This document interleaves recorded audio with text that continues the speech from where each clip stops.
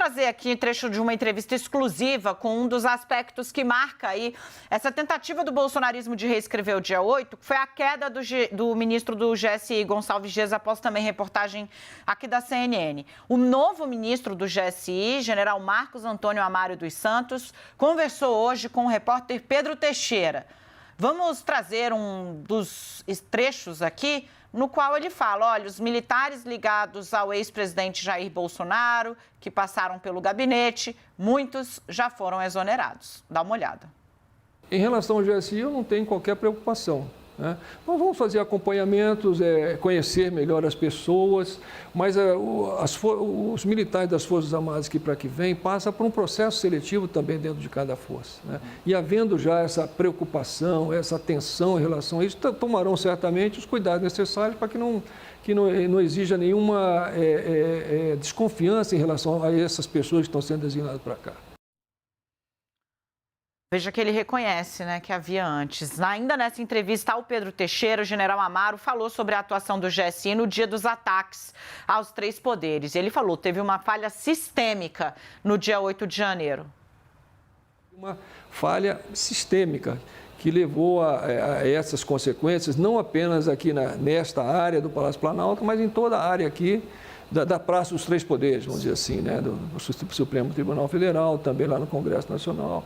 Ou seja, tem que ver primeiro, quando acontece uma falha grave, uma falha assim, né, com essas consequências, existem fatores que contribuíram, né? Você deve ver que assim, são fatores, várias ocorrências que contribuíram para essa ocorrência maior. Então, é isso que tem que ser avaliado e ver o que pode ser melhorado nesse sistema todo, né? Sistema de comunicação, sistema de inteligência, avaliação de risco que foi feita. E todos esses fatores são fatores contributivos para uma ocorrência maior. E você tem que ser incisivo naquilo que você fala, né? Não basta você mandar um relatório de 130 páginas, na página 99 tenha uma informação que é decisiva para uma tomada de decisão. Você tem que chegar para o decisor e falar, olha, isso aqui é muito importante. Isso aqui é o que vai resultar nisso ou naquilo. Para o decisor tomar oportunamente e de maneira assertiva aquilo que tem que ser feito. O senhor acha que pode ter acontecido isso? Acho que pode ter. Uma informação da inteligência que foi mal passada. Estou dizendo, são fatores contributivos, não foi só isso, né? São fatores que vão se somando e que levam a acarretar uma ocorrência de tal nível.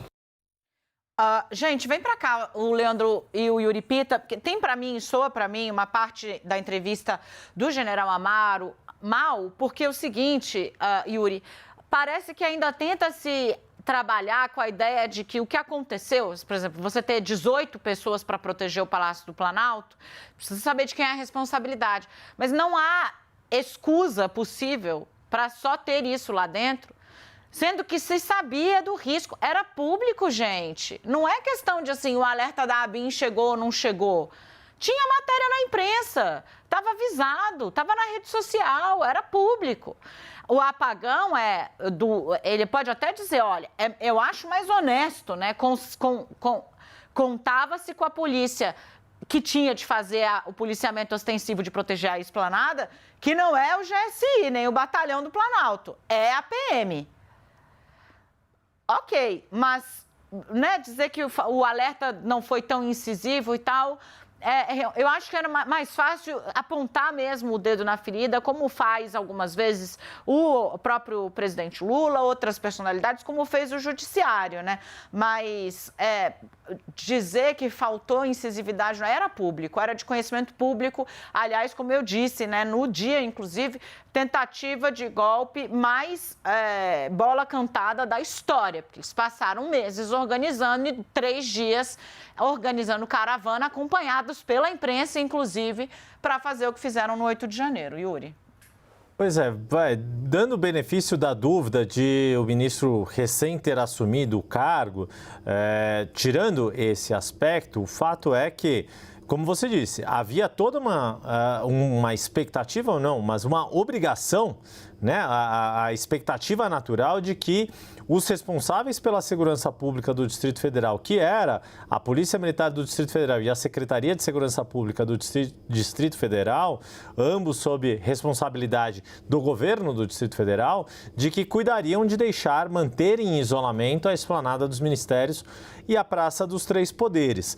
Mas, diante do grau de belicosidade e de animosidade que as mensagens circulando livremente por redes sociais já indicavam desde a semana anterior ao 8 de janeiro, a mobilização que houve, de fato, é de se cobrar porque não houve uma maior preparação dos outros aparatos, quer dizer, de você ter várias camadas de proteção dos principais prédios, né, do Paço ali federal, que é a Praça dos Três Poderes. Mas, de novo, ainda que se dê o benefício de recém ter chegado ao cargo, o que a gente nota e que é uma característica, eu vi isso essa semana de integrantes do governo federal, do aspecto, aquele aspecto chamado da família militar. E aí, por isso, todos esses cuidados e mesuras ao se falar de integrantes das Forças Armadas que podem estar envolvidos em atos que concorreram para o que aconteceu no 8 de janeiro, a depredação das sedes dos Três Poderes. Não é motivo de orgulho para ninguém o que aconteceu. Isso é um fato e isso causa um constrangimento por quem era responsável pela proteção do Palácio Presidencial e, da mesma forma, pelo Congresso Nacional, pela sede do Supremo. Com a diferença que, por exemplo, no Congresso Nacional, viu-se um enfrentamento claro da Polícia Legislativa aos invasores, coisa que não foi vista no Palácio do Planalto, e daí todo esse mal-estar que ocorre em relação ao batalhão da Guarda Presidencial ali, responsável pelo Palácio do Planalto. Sim. E, claro, também pelo próprio GSI. Leandro, tem uma coisa para mim muito clara, que é a admissão de desconforto com os quadros excessivamente ligados ao bolsonarismo, né? E até dizendo assim, olha, não, agora tem aqui um processo seletivo e tal. Isso me chamou bastante atenção, né? Do desconforto para a responsabilização, a gente ainda tem uma estradinha, né, a ser percorrida. E na entrevista do general, do ministro, não ficou exatamente claro se ele vai defender a responsabilização dos militares que contribuíram para o que ele chama de falha sistêmica, né? Porque a argumentação, esse trecho que a gente viu, ele é, enfim, bem elucidativo da linha de raciocínio do general, né? De que você teve um problema de inteligência, um problema de repasse das informações de inteligência, você teve um subdimensionamento daquilo que iria acontecer, por várias razões, né? E aí acho que isso dá para dizer que é sistêmico nesse sentido, né? De ser um problema multifatorial.